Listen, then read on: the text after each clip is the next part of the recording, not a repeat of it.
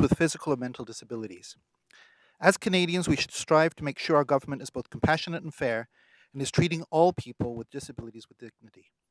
My name is David Friedman, and I'm a family physician who has worked with people with disabilities for over 25 years.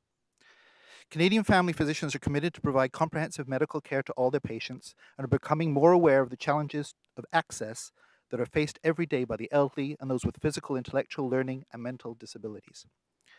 Apart from the challenge such people face across the country to find family physicians available that could take them as patients, there are continuous access problems in many areas to get investigations and specialist services in a timely manner. Our Canadian government has acknowledged the rights and freedoms of people with disabilities in the Canadian Charter of Rights and Freedoms and Canadian Human Rights Act. The Canadian government is developing a comprehensive People with Disabilities Act to address the concerns of people with disabilities and their local and national advocacy groups. These are crucial steps in the pursuit of access and equality.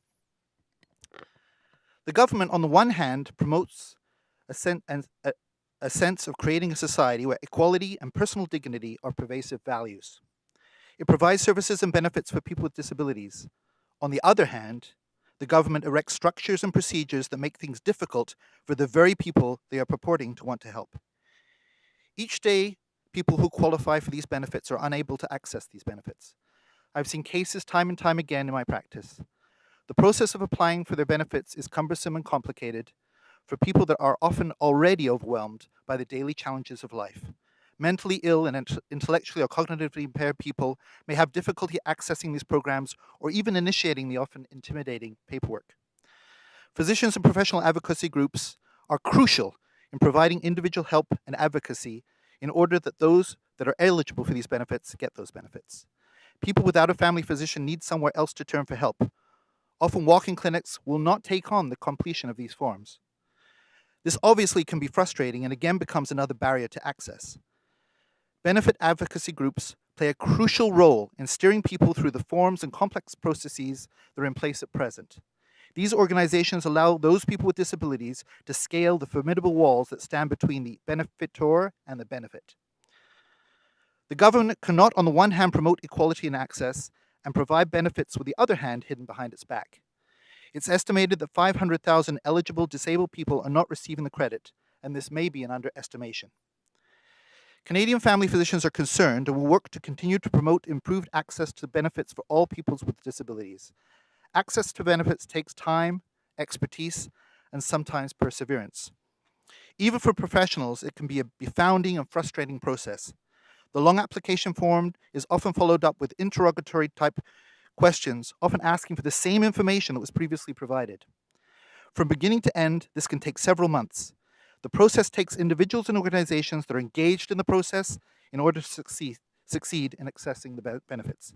We must support the organizations that allow those in most need to access the benefits that can help contribute to the quality of life and help offset some of the varied and unusual costs that are associated with living with a disability. In this way, Canada can prove itself as a just and caring society.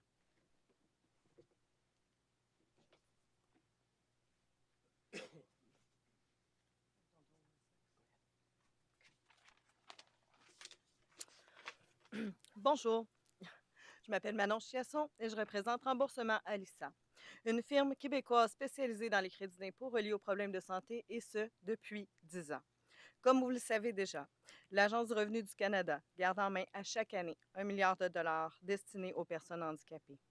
Ces fonds servent au crédit d'impôt pour les personnes handicapées ou, si vous préférez, le CIPH. Un demi-million de Canadiens sont admissibles au CIPH, ne reçoivent pas le crédit d'impôt. C'est pourquoi les services professionnels et l'expertise offerte par notre industrie existent pour aider et représenter les personnes désirant obtenir le CIPH et les crédits qui s'y rattachent. L'Agence du revenu du Canada dit que le processus est facile et simple, mais dans les faits, ce n'est pas le cas. C'est même très complexe et laborieux. Notre firme et les autres représentés ici aujourd'hui offrent des services très personnalisés et établissent des liens de confiance solides avec chacun de leurs clients, ce que l'ARC ne fait pas. Le taux de réussite est beaucoup plus élevé est beaucoup plus élevé que celui des personnes qui font la demande elles-mêmes. En réalité, des milliers de familles s'occupant de personnes handicapées sont beaucoup mieux servies lorsqu'elles ont accès à des professionnels pour les représenter et alléger le fardeau que peut représenter ces démarches. Dans les prochains mois, dans le fond, nous faisons quand même face à un défi qui pourrait nous... Excusez-moi, on recule. Voici le défi auquel nous faisons face ou nous pourrions faire face dans les prochains mois. L'ARC pourrait déposer dans les prochains mois des règlements qui pourraient nous empêcher en fait d'effectuer notre travail tel que nous le faisons présentement et de continuer de servir les contribuables qui pourtant vraiment veulent se prévaloir de nos services. Il est même possible que l'ARC impose un plafond d'honoraires bas ou très bas. De tels règlements auraient concrètement pour effet d'enlever aux personnes handicapées ou malades l'option d'avoir recours à des professionnels afin d'obtenir toutes les sommes auxquelles elles ont droit année après année. Pour notre firme seulement, une telle décision ferait perdre l'accès à des services spécialisés à plus de 1000 familles par année, et ce, partout au Canada. Après 10 ans et des milliers de clients satisfaits, il est évident que nos services répondent à un besoin réel et nous espérons pouvoir continuer d'offrir les services tels qu'on les offre maintenant pendant longtemps, car sans nous, nos clients souvent ne recevraient rien du tout. Ne rien recevoir n'est pas une solution. Pour les contribuables, il est mieux de recevoir la majorité des sommes auxquelles elles ont droit à travers des services comme les nôtres que de ne rien recevoir du tout. Le vrai problème, c'est les 500 000 personnes malades ou handicapées qui devraient recevoir les montants substantiels grâce au crédit d'impôt pour personnes handicapées et qui présentement ne reçoivent pas ces sommes-là.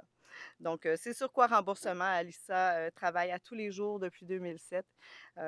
Et nous aimerions vraiment pouvoir collaborer avec l'Agence du revenu du Canada dans l'élaboration de ces termes-là, donc dans notre industrie. Voilà.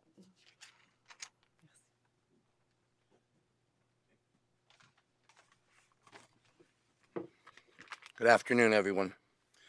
First of all, let me start by saying I am an extremely proud Canadian. Somebody who had the honor of competing in 3 Paralympic Games in Salt Lake City in 2002, Torino, Italy in 2006, and ending my career in Vancouver in 2010. I lost my leg when I was 39 years old due to an infection from a knee replacement, an operating room infection. I had never looked at my life as a challenge. I always looked at everything that happened to me as an opportunity. Playing for this great country, and I think it's the greatest country in the world, and I'm biased a little, I think hockey is the greatest game in the world. I played from 2000 to 2010. For those 10 years, I traveled all around the world competing as a great Canadian athlete and for this great Canadian country. Then my career ended in 2010. And like most things that happen in amateur athletics, and especially in amateur disabled athletics, I lost everything. All my sponsorships, my government money, everything went away. And I went from being on the top of the world to being struggling to exist day to day.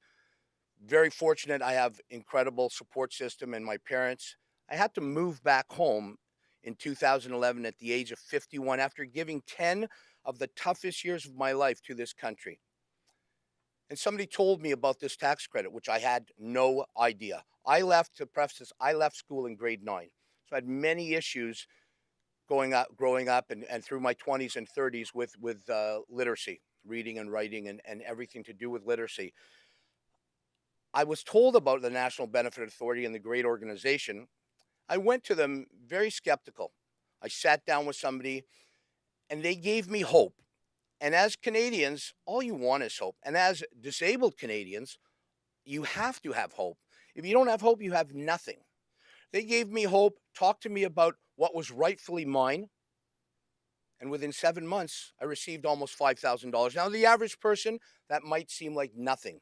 But to me, at 51 years old, who was at the top of the world and now was struggling to get by, potentially being homeless if it wasn't for my parents, I had the opportunity to receive amount of money, which was, again, rightfully mine, to start my life over again, to get first and last in an apartment and could get that courage and energy and hope to knock on doors and become ambassadors for different companies like the National Benefit Authority.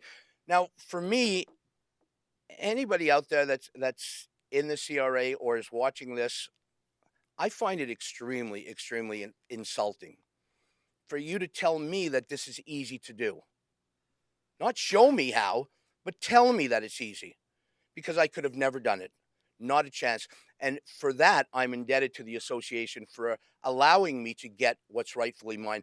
Now, I am extremely proud to say over the last year, I've met with over 50 members of parliament.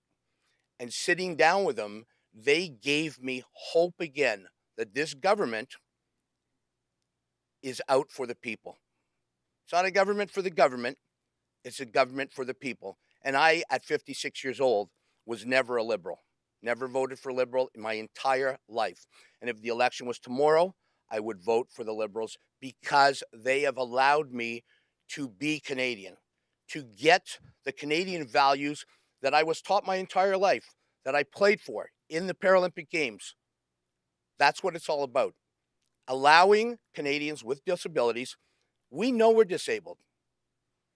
Young buddy and me, we know it. All the Canadian disabled people, you don't have to tell me. I put my leg on in the morning, I take it off at night.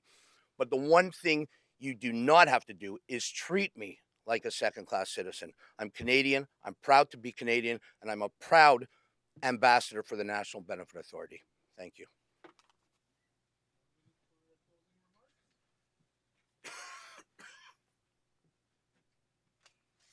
We'd like to thank all of you for being here today, for covering this, for asking questions beforehand. We're available afterwards if you have questions. We'd like to thank the over 50 Liberal members of Parliament that we've had the fortune to meet with over the last year. Paul Rosen, 3-time Paralympian, gold medalist, motivational speaker who's spoken at over 1,000 events since losing his leg. He and I have been very fortunate to meet with these new Liberal members of Parliament, parliamentary secretaries, and ministers. They have been nothing but supportive. They understand that we are all equal citizens, and there are 500,000 Canadians who have been deemed differently abled, who deserve, need, and are entitled to this money. And we're going to keep fighting Bill C-462 and Ms. Cheryl Gallant until every one of these Canadians receives the entitlements they are rightfully entitled to. Thank you.